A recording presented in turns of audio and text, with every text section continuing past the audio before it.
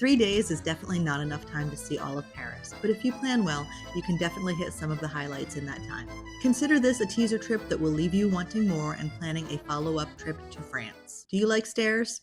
The Arc de Triomphe is for you. I'm kidding.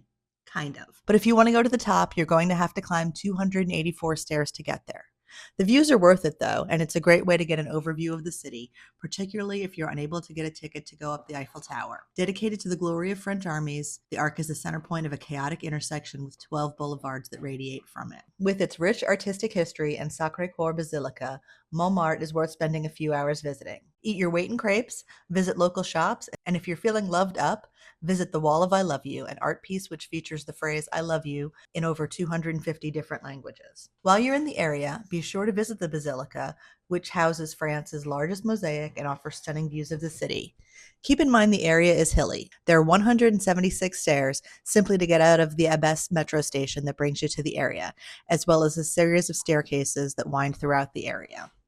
Take in a cabaret show at the birthplace of the famous French can-can, the Moulin Rouge. The colorful show is a mix of singing, dancing, and stunning costumes. Book yourself a ticket that includes a bottle of champagne if you're feeling extra fancy, and be mindful of the dress code when you're packing for Paris. I went to Paris in January 2025, and Notre Dame had just reopened after construction from the 2019 fire. When I traveled, free entry tickets to tour the inside were being released online at midnight the day prior. They're in high demand, and I didn't end up scoring a ticket, so I walked by hoping that the standby line would be reasonable, but it was longer than I had time for. A couple that I spoke with in the airport said they had luck with the standby line about an hour before the cathedral closes, so that's something to try if you're unable to book a ticket. You could spend entire days wandering through the Louvre, but a lot of people simply go to see the Mona Lisa, and what you've heard is true. It's a small painting, and there's such a mass of people that you get pushed by it in 2 seconds.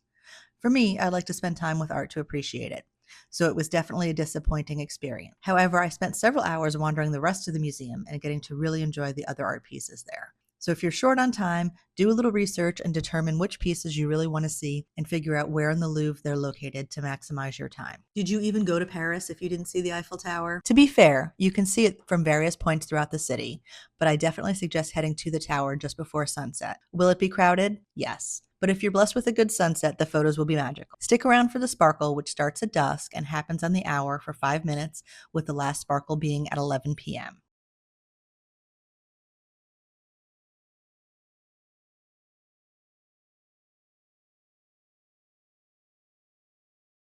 When I told a friend I was heading to Paris, he said that I couldn't miss the catacombs. I'll start with the caveat that this isn't for you if you have trouble with small spaces.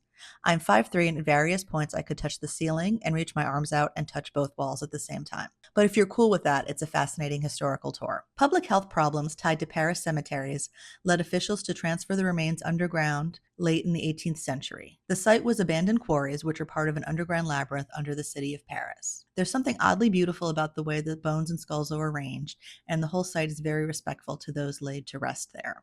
One of the most fun things to do in Paris, in my opinion, is to just wander. With its stunning architecture and endless cafes and shops in different neighborhoods, there's something interesting around every corner.